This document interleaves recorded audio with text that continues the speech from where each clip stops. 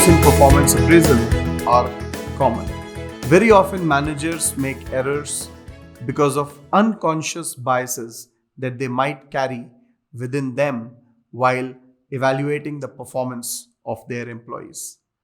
I'll give you some examples of such errors, but the best way to avoid these errors is to sensitize the managers that they might have these unconscious biases in their mind, and they should be on their guard so that they don't let these biases affect their judgment when they are giving a final rating. One of the first errors is leniency error, which essentially means that the person is lenient and gives a greater score or a greater rating because they are more generous. The opposite of the leniency error is the stringency error, where they give less of a rating because they believe they have higher standards for what performance means. Remember, the performance rating should be given on the basis of objective criteria and not on the high or low standards that the manager might himself or herself have. Another error is the error of central tendency, which essentially is the instinct of a manager. If there are 5 points in a rating scale, they just mark point number 3, which is the neutral point, right? So that is a common error. And one way to counter this error is to create evaluation forms which have only 4 points so that there is no neutral or in between point for the manager to mark. Another common error is halo error.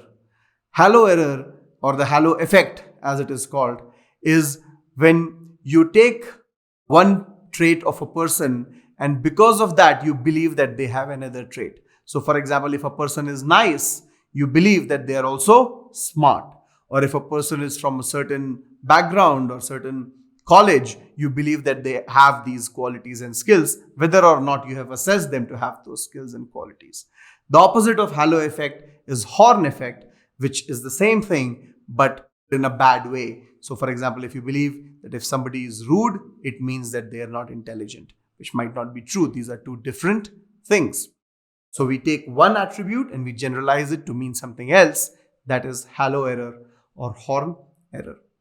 A common error and a very important error is the recency effect, the error of recency, which means if I'm evaluating my subordinate's performance, I only have the most recent memories in my mind, and on the basis of that, I give a rating rather than for the entire performance evaluation period. So I might be evaluating for the whole year or the last 6 months, but I just remember what has happened in the last few weeks and I give a rating on the basis of that.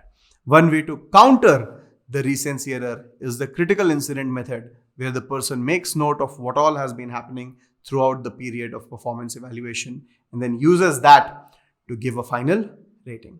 Status error is also a similar error where you get affected or impressed by the status of a person, for example, a social worker or a teacher, or some aspect of the job itself makes you want to give a particular kind of rating to the individual. So that is a status error. So these are the common errors made in performance appraisal, and we must be on our guard against them and also sensitize managers so that they stay away from these errors when giving their performance appraisal ratings.